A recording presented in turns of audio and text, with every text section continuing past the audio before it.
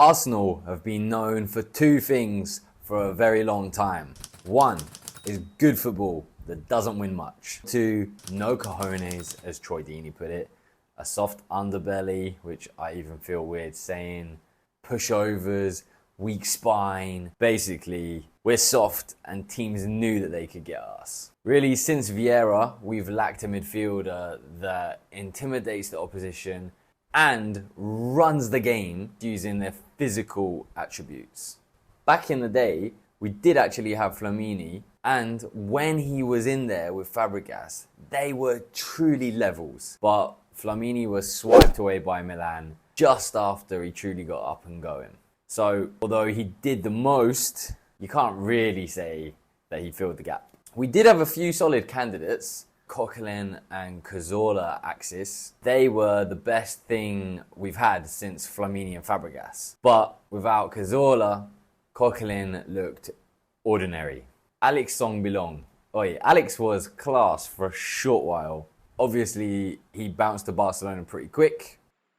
And he didn't sound too sad to leave.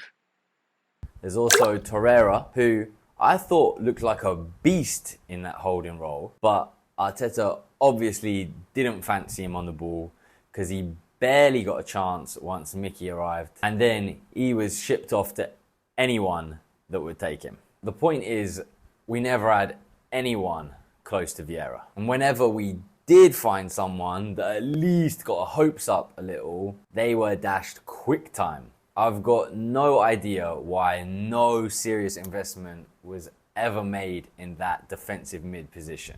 Especially when the fans were screaming out for it.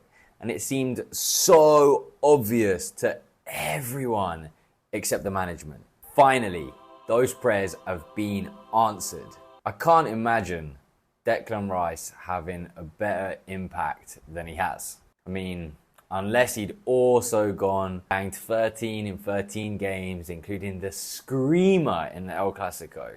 Our man did just bend one into the far post from 35 yards at Chelsea. A few weeks after that touch off the chest and the volley in the last minutes to sink United.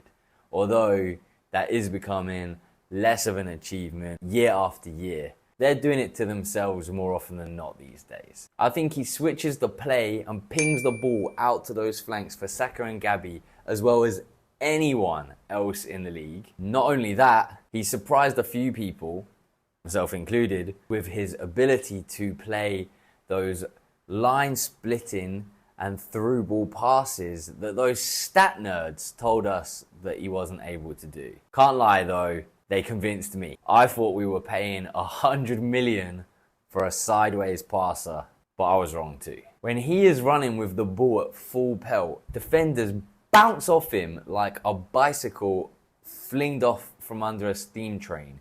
Does seem like he's been told to use that skill running with the ball only in selected moments during games. Countless times already this season, you've seen Rice put in a challenge that's knocked the atmosphere up a few notches in literally the same way that a screamer does when one bangs off the crossbar. Even before that worldie at Chelsea to start the comeback, there was only one man we saw constantly moving, screaming for the ball, pushing everyone up if he got it or not. He's already shown that he's capable of running the entire midfield by himself, especially when Havertz is hiding from the ball somewhere else and Ødegaard is off cuddling with Saka, waiting for a little 1-2. We all thought 105 million was too much a few months ago. Really, everybody else was mocking us and laughing at that price. And now, we can safely say this man is priceless. I really think Rice has the same effect on Arsenal that Alisson and Van Dijk did at Liverpool all those years ago that turned them into a monster of a team for a few years. So big up Mick and Edu for getting their man. I genuinely wouldn't want anyone else in that position right now. Okay, I would take him though. He's changing the narrative about us being soft. Even Troy Deeney would admit he's got some massive cojones. We've just got to make sure that we see him lifting some trophies to change that good football into winning football soon.